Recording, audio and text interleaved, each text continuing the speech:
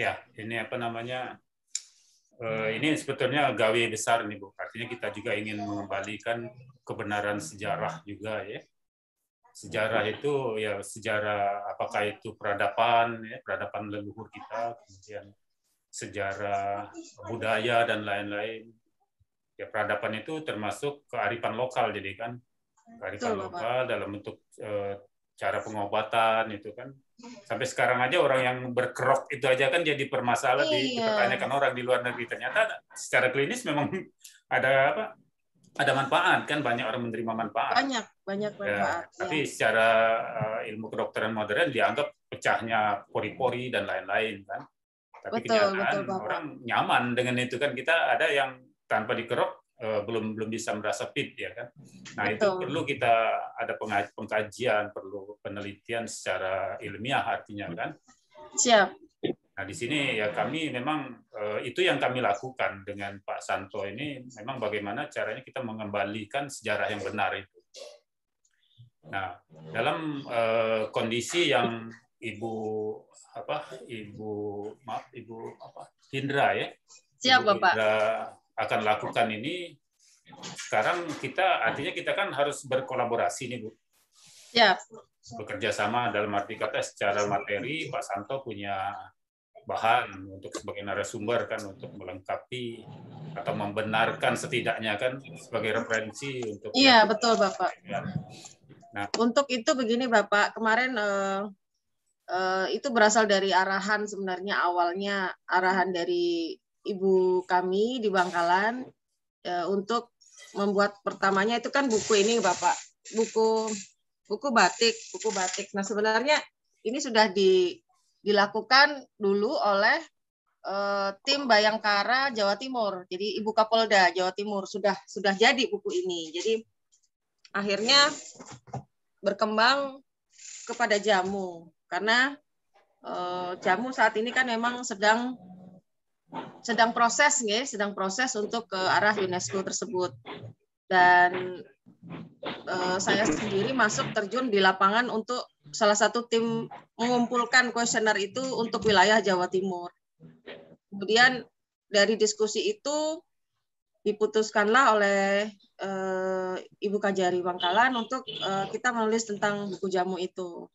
Akhirnya penguatan data saya konsultasi dengan teman-teman di pariwisata di kementerian ya, Pak Kemendikbud pusat.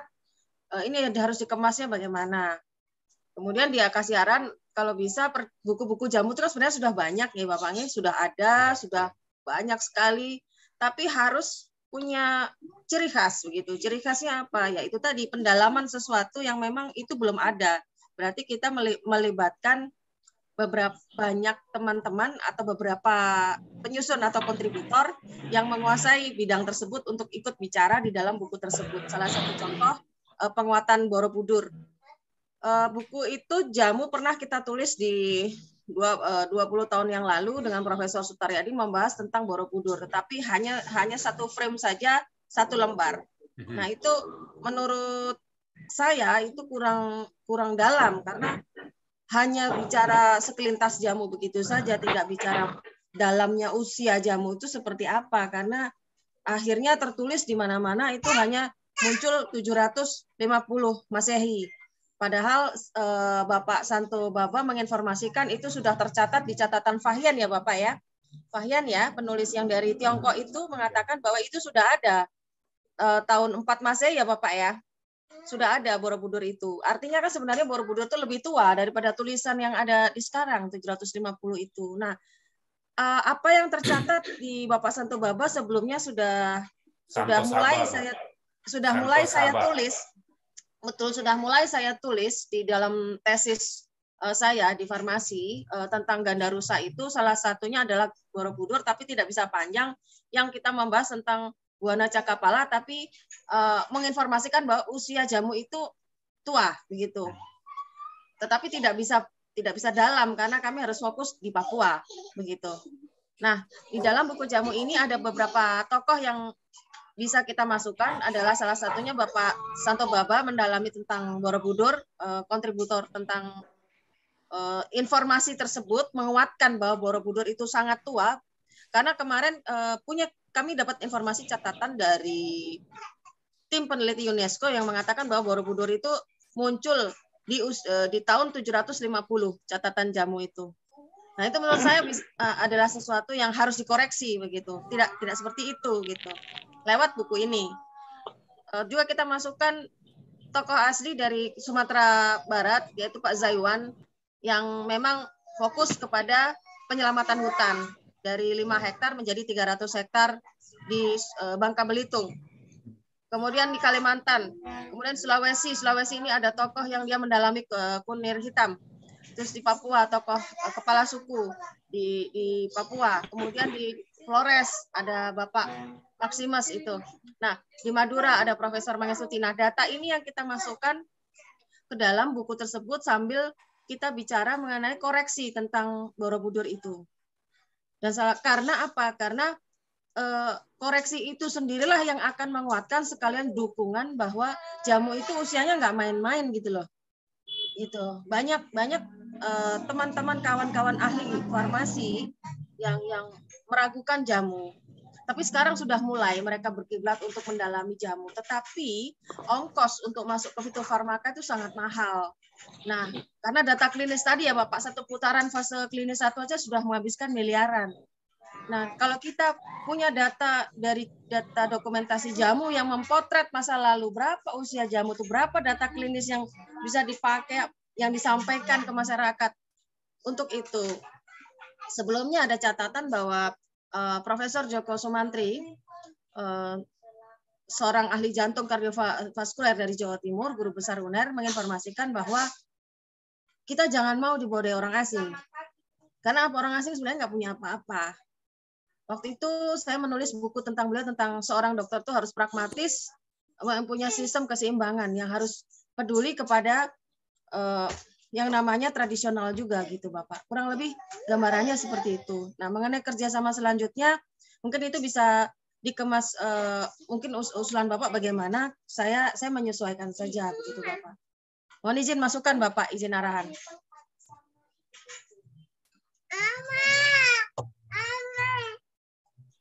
Suaranya Bapak kurang jelas.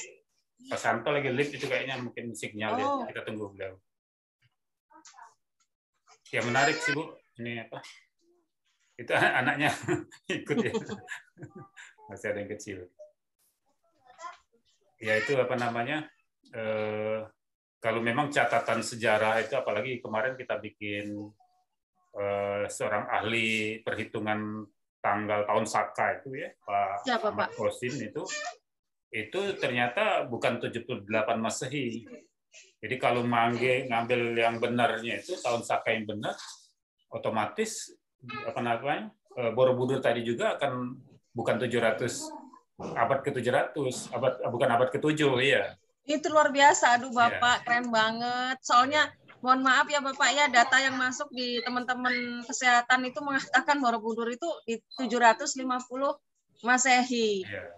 Itu yang membuat ya mohon maaf ya, kondisi jamu saat ini lagi terpuruk saat ini. Tetapi mulai kita sama-sama mulai bangkit, dengan saya bersyukur Bapak berani mengatakan bahwa Borobudur dibangun sejak 5405 sebelum Masehi, ini luar biasa Bapak.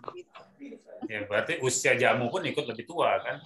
Betul. Kemarin saya bicara dengan Profesor Dani Irwanto tentang Atlantis. Kami baru dapat data bahwa ada tanaman yang mungkin itu tanaman itu tidak ada di tempat lain, hanya ada di Nusantara. Nah, itu kami gali lagi, apa monumen apa yang mengatakan itu. Ternyata kan di catatan Bapak ada Borobudur tersebut, yang salah satunya mengatakan itu lebih tua, kan begitu. Karena itu terkait dengan jamu. Karena jamu kalau dikatakan dia baru 750 Masehi, menurut saya sangat mudah sekali itu. Gitu Bapak. Iya. Izin arahan selanjutnya Bapak. Ya mungkin untuk kebersamaan kita ya. Siap. Untuk kolaborasi ini, ya sebaiknya kita diikat dalam satu kesepakatan. Siap Bapak. Jadi apakah nanti untuk jangka panjang atau jangka pendek atau untuk parsial, itu kan perlu kita pertimbangkan Bu. Siap Bapak, siap. Tapi yang jelas kita di sini sebagai sumber atau narasumber, Pak Santo siap, Pak Santo ya, support ya. Halo Pak Santo. Ini sinyalnya hilang-hilang. Sinyalnya kayaknya Bapak. Halo Pak Santo. Pak Santo belum keluar suaranya. Connecting audionya mungkin. Di kiri bawah Pak ada gambar hands-free. Ada dua, ada gambar audio sama video itu. Ambil yang di audio.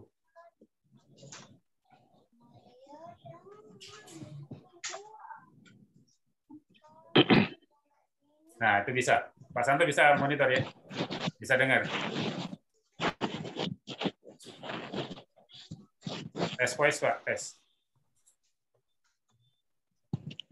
Sinyal saya nggak stabil, Pak. Ya, tapi Mbak ini Indra, bisa ketangkep nih. Ya, nanti Mbak Indra, kalau misalkan saya putus-putus atau putus total, bicara aja ke Pak Sukri ya. Pak Sukri bisa menyampaikan semua. Sinyalnya stabil, kadang-kadang putus, kadang-kadang enggak. Siap. Jadi pada prinsipnya Pak Santo kan siap untuk membantu sebagai narasumber kan? Pak Santo? Halo? Pak Santo? Iya Pak. Sinyalnya nggak stabil. Secara materi Bapak siap bantu kan? Bapak siap support kan? Siap Pak, siap. Oke. Siap Mbak Indra. Itu yang penting itu dulu Bu Indra ya. Siap Bapak, siap. Nah, kalau sudah itu nanti apakah nanti kita bikin satu MOU kesepakatan bersama? Siap. Nanti bisa aja dari Ibu siapkan draft, nanti kita siapkan draft, cari yang terbaik lah ya untuk siap, ke depan. Nah, jadi agar kita ke depannya juga enak nanti. Iya, Bapak. Ya. Karena ini saya melihat ini potensinya jangka panjang ini, Bu. Iya, betul, Bapak. Jangka panjang banget, Bapak. Karena Bapak akan bicara tentang ekspedisi, eksplorasi. Ke bisnisnya juga akan masuk nanti.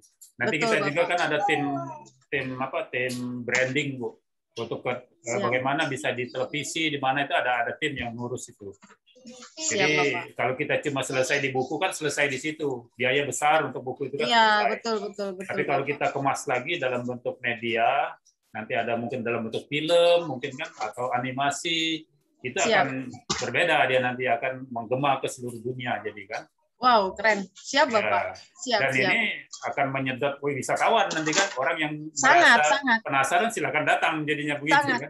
Jadi gini Bapak, untuk mohon izin jangka panjangnya itu akan berimbas ketika buku itu jadi kami serahkan kepada tim dari UNESCO itu untuk dibawa ke Prancis, dan imbas juga kita harus bisa mengkoreksi pemerintah melalui kebijakan Pak Jokowi yang harus memang sangat peduli kepada heritage local wisdom yang ada di seluruh wilayah Nusantara. Itu pun nanti juga akan terkait pada penyelamatan hutan, konservasi, kebijakan konservasi yang saat ini mungkin juga merugikan masyarakat pedalaman, di mana banyak varietas 75% dunia itu kan ada di Indonesia. Kalau kita bicara ekspor tanaman, ekspor rempah-rempah, ya berarti kita harus konservasi hutan secara menyeluruh.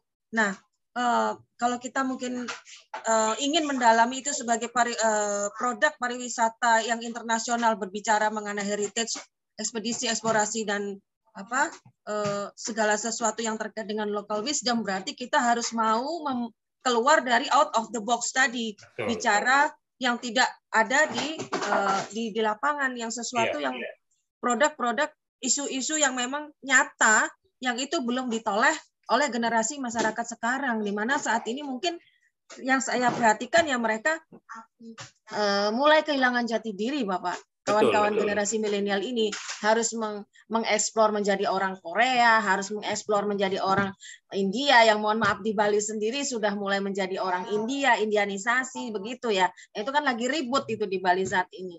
Nah, itu mungkin kita mulailah sekarang mengetok itu, mungkin kita bisa masuk pada saat ini lewat sebuah buku ini yang dimana dapat dukungan dari seluruh pejabat, kejaksaan, di seluruh Indonesia untuk mengatakan oke, saya peduli jamu. Kalau mereka peduli jamu, mereka kan dekat dengan Forkompinda. Dekat dengan Forkompinda berarti bisa bicara begitu tentang apa yang ada melalui ibu-ibu. Jadi kita komunikasinya lewat ibu-ibu itu, karena ibu-ibu kan salah satu tonggak seperti Presiden Soekarno menyampaikan bahwa Sarinah itu adalah juga sosok pejuang wanita bangsa begitu loh, seperti itu. Kalau wanita Indonesia maju, kan itulah yang bisa membuat sejarah pembangunan Indonesia pun maju. Kalau wanita kita sakit di seluruh Indonesia, mohon maaf untuk menjadi pelakor dan sebagaimana itu akan menghancurkan moralitas bangsa. Nah, dari yang apa Bapak diskusikan ini banyak PR untuk para ibu nantinya, Bapak. Kita punya tema besar untuk ibu, Bu. Wow, iya Bapak. Saatnya ibu tahu, itu Pak Santo udah senyum Pak denger itu. Saatnya ibu tahu. Iya, dan saya baru dapat pemahaman begini Bapak. Ini kelihatannya Belanda, ini dari teman-teman informasi di lapangan kan mau kembalikan tuh, sudah dikembalikan sebagian tuh yang dibawa dari mereka. Ada naskah-naskah kuno yang akan dikembalikan, salah satunya bicara tentang apa itu Indonesia sebenarnya, yang saat ini generasi kita tuh nggak tahu. Dan yang itu dikembalikan itu yang Bapak Santo Baba dan Bapak itu lakukan sebenarnya. Gitu loh. Out of the box-nya tuh dapat sebenarnya. Cuman itu kan tidak dieksplor secara nyata oleh pemerintah saat ini. Ya, pemerintah masih ambigu dia. Masih ambigu, ragu-ragu kan begitu, Bapak. Ini provokatornya ini Pak Santo nih yang mendobrak peradaban ya. Iya, Bapak, ayo Bapak. Iya. Ya menarik ini, Bu. Nanti kita itu tadi saya melihat justru ini panjang ya. Apalagi nanti kalau jamu kan otomatis ke target market kita wanita ya. Betul, Bapak. Nah, wanita ini 70% populasi dunia ini udah wanita kan? Iya, betul, Bapak. Dan ini makanya Pak ini dulu dia bikin the power of mak-mak itu memang luar biasa sebetulnya. Betul, Bapak. Nah, kita bisa ini, saya sudah punya konsep untuk itu, Bu. Untuk bagaimana kita arah sasaran tadi ya. Apalagi dengan jamu ini di dunia pariwisata pun menarik bagi ibu-ibu yang namanya beauty tourism itu kan. Nah, kalau kita kembali lagi ke kita punya tradisional, jati diri kita muncul, itu kan akan menjadi pertimbangan orang dari luar kan. Kalau cuma di luar pakai lotion, pakai apa kan beda. Kalau kita kan dengan aromaterapi dan lain-lain itu kan akan menjadi ini. Nah, disinilah yang namanya ini nanti wellness tourism itu yang kita kembangkan besarnya. Siap, Bapak. Kita rencananya nanti kalau enggak Mei Juni kita bikin summit untuk tourism wellness tourism itu ASEAN, Bu. 10 negara ASEAN. Siap, Bapak. Baik. Nah, ini salah satu artinya ada satu bahan lagi yang kita bicarakan jamu nanti kan. Sebetulnya sudah Bapak. Di situ ada profesor farmakologi juga ada di kita. Siap. Dia sudah meneliti sekitar 150 spesies tumbuhan obat yang sudah diekstrak sama dia. Oh, bagus sekali Bapak. Ya, ini makin banyak, ada puzzle yang kita kumpulkan kita jadiin satu nanti kan. Betul, puzzle itu memang harus jadi satu. Ya. Siap Bapak. Ya, nanti, silakan. Mohon izin untuk buku tersebut Bapak, mohon izin berarti saya langkah pertama membuat draft untuk mendapat masukan dari Bapak, kemudian mulai pengumpulan. Kalau Bapak berkenan, kita mulai mengerjakan pengumpulan kontribusi jamu tersebut ya Bapak. Salah satunya bicara tentang Borobudur untuk Pak Santo Bapak. Kemudian setelah itu buku selesai kan kita tidak bicara tentang buku saja, tetapi juga realisasi di lapangan kan begitu. Yang terkait dengan apa saja sih yang bisa dikerjakan di beberapa banyak kabupaten di Jawa Timur atau di Jawa Tengah, di Jawa Barat kan begitu. Kurang lebih seperti itu ya Bapak ya gambarannya. Tidak hanya itu mungkin kalau di action plan-nya di situ nanti. Siap. Cuma Ibu berapa orang di samping selain Ibu? Kalau saya kemarin memasukkan Pak Zaiwan yang di Hutan Namang Bangka Belitung, kemudian Pak Philip yang di Sentani Jayapura, kemudian Profesor Mangestuti Agil, kemudian Ibu Yuliati Umrah yang saat ini mengembangkan Tengger, yang masuk ke dalam salah satu staf UNHCR PBB. Kemudian yang satu lagi ini dengan melibatkan Ibu Kajati, Pak, Ibu Kajati Jawa Timur sebagai tokoh di depan yang untuk ngomporin nih. Dia baru dilantik enggak salah ya. Ceritanya nih nanti akan dilantik 6 Maret ini, Bapak. Iya. Jadi ya, ada ngomporin itu, Bapak. Betul. Nah, apakah kalau Ibu yang ada beberapa orang tadi dalam satu community punya bendera apa gitu enggak? Gimana Bapak, mohon izin? Dari teman-teman Ibu tadi ada beberapa orang gitu tadi. Apakah itu dalam satu komunitas yang mempunyai bendera atau punya legalitas? Oh, beda. Kita berbeda komunitas. Itu kita masuk begitu saja dalam sebuah karya buku jamu ini. Berbeda, lintas. Tetapi yang dikerjakan sudah dikerjakan dari dulu gitu, Bapak. Ya, jadi saya berpikir untuk MOU-nya, Bu, apakah nanti antar lembaga atau antar gimana nanti kan? Siap, Bapak. Mungkin yang perlu kita langkah awal mulai hari ini sampai mungkin 2 hari ke depan, kita tuntaskan dulu draft MOU-nya, Bu. Siap, Bapak. Siap, Bapak. Sudah itu baru kita action plan kan? Iya, nanti bikin PKS atau apa kan? Iya, Bapak. Langkah selanjutnya apa yang harus kita mulai mungkin mulai dari Borobudur atau dari mana? Siap. Data tadi kan itu. Siap. Kayaknya gitu, Pak Santo. Iya, setuju. Ya. Mungkin kita udah harus berpikir mulai hari ini sampai besok kita cari draft untuk MOU kita. Iya, betul. Begini Bapak, mohon izin untuk setelah draft itu Bapak baca, kemudian kita bisa masuk ke dalam pengerjaan itu, akhirnya kan nanti akan kita zoomkan jadi satu dengan Ibu Kajati. Kita bicara dengan beliau, kemudian apa langkah-langkah yang real untuk di instansi kejaksaan bagaimana, kan terkait dengan program Bapak, terkait dengan apa yang ada di lapangan, itu harus bagaimana, kan begitu. Memunculkan sebuah ide apa yang bisa dikeluarkan Pak Jokowi ini untuk masyarakat, begitu pesan dari tim peneliti UNESCO, bahwa saat ini memang belum ada kebijakan dari pemerintah yang khusus untuk memayungi. Contoh misalnya gini, ketika bicara produk kesehatan, tur tentang kesehatan, tapi hutannya dibalak, itu kan nggak cocok ya Bapak ya. Nah kita bicara Malang misalnya, Batu Malang yang di mana, tetapi kondisi hutannya sekarang hampir dari 75% itu hutan itu rusak. Itu kan nggak cocok. Berarti antara produk peraturan pemerintah ini dengan apa yang kita kerjakan ini sebenarnya kan harusnya dipayungin, tapi nggak ada perlindungan di sisi yang kita bicarakan itu gitu loh. Takutnya nanti dibilang kita abal-abal nih kan begitu. Betul, nah, sinergi.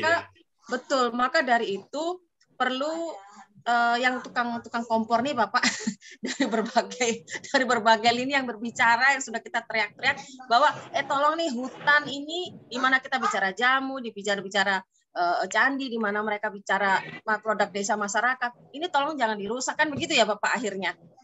Begitu. Akhirnya Pak Jokowi akhirnya mengeluarkan sebuah statement itu tidak hanya statement lisan. Saat ini banyak statement lisan yang beredar, tetapi produk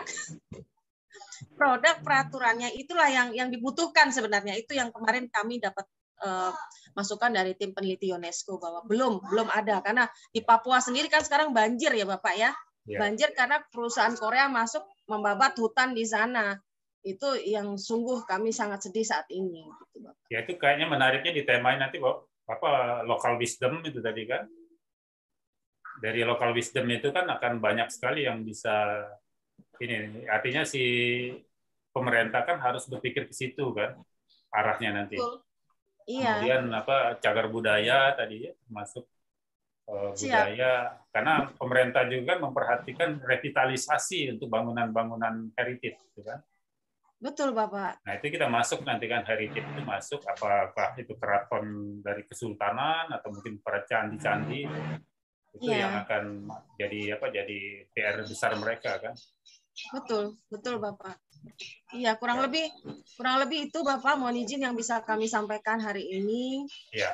Untuk draft bisa kami kirimkan besok Bapak untuk diperiksa jadi masukan begitu. Pak Santo bisa ada yang ingin ditambahkan Pak Santo? Ya, untuk bahan-bahan bukunya Bu, biar saya bisa baca atau bisa Baik, mulai Bapak. bekerja, dikirimkan ke WA aja Bu, yang PDF-nya Bu. Baik. Siap Bapak. Sudah kami dapatkan hari ini, akan kami kirimkan lewat WA. Itu Bapak. Siap. Terima kasih Bapak sebelumnya. Ya, untuk kedepannya Bu, kalau seandainya ada ingin berhubungan dengan saya atau urusan yang lainnya, bisa langsung ke Pak Sukri Bu, biar beliau Bapak, yang. ini Jadi saya tidak pintu berandai-andai lagi. Ini sudah nyata nih Bapak-bapak semua yang senior semua sudah di depan saya. Saya terima kasih banyak Bapak berkenan begitu bisa Zoom hari ini. Iya. Istilahnya saya ngangsu kawruh sama Bapak sekalian. Kedepannya ada jalan terbaik ya. Ya, kedepannya satu pintu Mbak Indra, biar langsung urusan dengan Santosapa itu langsung ke Pak Sukri. Nanti biar saya ambil dari Pak Sukri. Ya satu pintu, nggak pecah. Siap Bapak. Bapak. Siap. Matur suksma. Siap, Bapak waktunya hari ini. Terima kasih. Terima kasih Bu Indra. Terima kasih. Ya. Om Swastiastu. Izin live dulu Bapak.